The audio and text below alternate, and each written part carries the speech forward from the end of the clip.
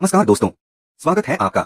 आज मैं आपको सुनाने जा रहा हूँ एक ऐसी कथा जो पतिव्रता, साहस और बुद्धिमत्ता की मिसाल है, सत्यवान और सावित्री की अमर गाथा। तो वीडियो को अंत तक जरूर सुनिए क्योंकि इस कहानी का अंत आपका दिल छू लेगा। बहुत समय पहले मद्र देश में राजा अश्वपति का राज था। उनके और रानी के कोई संतान नहीं थी। वर्षों की पूजा अर्चना के बाद देवी सावित्री ने उन्हें एक सुंदर और गुणी बेटी का आशीर्वाद दिया। उसका नाम रखा गया सावित्री। सावित्री बड़ी होकर बहुत सुंदर और समझदार बनी। शादी की उम्र आने पर उसने खुद अपना जीवन साथी खोजने का फैसला किया। यात्रा करते करते वह शाल देश पहुंची, जहां राजा द्युमत्सेन अपना राज्य खोकर जंगल में तपस्वी जीवन बिता रहे थे। वहीं उनकी कुटिया में सावित्री ने देखा एक युवक सत्यवान, सीधा साधा, ईमानदार और नेक दिल।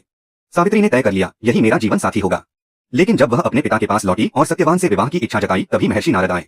उन्होंने चेतावनी दी, सत्यवान जैसा गुणी इंसान दुर्लभ है, लेकिन उसकी उम्र सिर्फ 1 साल बाकी है। सभी चौंक गए। राजा ने सावित्री को समझाया कि किसी और से विवाह कर ले, लेकिन सावित्री ने दृढ़ आवाज में कहा, पिता, जिसे मैंने अपना पति मान लिया, उसे मृत्यु भी मुझसे नहीं छीन सकती। शादी हो गई और सावित्री सत्यवान के साथ जंगल में रहने लगी। दिन बीतते गए। वह दिन नजदीक आया जिसका जिक्र नारद जी ने किया था। सावित्री ने 3 दिन का कठोर उपवास रखा और देवी से प्रार्थना की। उस सुबह सावित्री और सत्यवान जंगल में लकड़ी काटने गए। काम करते करते सत्यवान थक गए और सावित्री की गोद में लेट गए। धीरे धीरे उनकी सांसें रुकने लगी। अचानक सावित्री ने देखा, एक गहरे रंग के दिव्य तेज से भरे पुरुष हाथ में गदा और पाश लिए आ रहे हैं। वो थे यमराज, मृत्यु के देवता। यमराज ने सत्यवान के प्राण पाश में बांध लिए और चलने लगे। सावित्री भी उनके पीछे पीछे चल दी। यमराज ने कहा, सावित्री, अब तुम लौट जाओ। लेकिन सावित्री ने धर्म और सच्चाई की बातें इतनी सुंदर तरीके से कही कि यमराज प्रभावित हो गए और बोले, मांगो, तुम्हें एक वरदान देता हूं, पर सत्यवान का प्राण नहीं। पहला वरदान, मेरे ससुर का राज्य वापस मिले। दूसरा वरदान, मेरे पिता को 100 पुत्र हों। तीसरा वरदान, मुझे 100 पुत्रों की मां बनने का आशीर्वाद मिले। यमराज ने वरदान दे दिया, लेकिन फिर ठिठक गए। ये कैसे होगा जब तुम्हारा पति ही जीवित नहीं?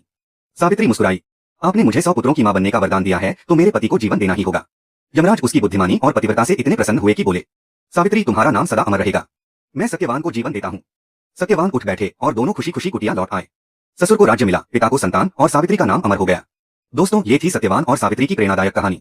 ये हमें सिखाती है कि सच्चा प्यार, धैर्य और सही सोच से बड़ी मुसीबत भी दूर हो सकती है।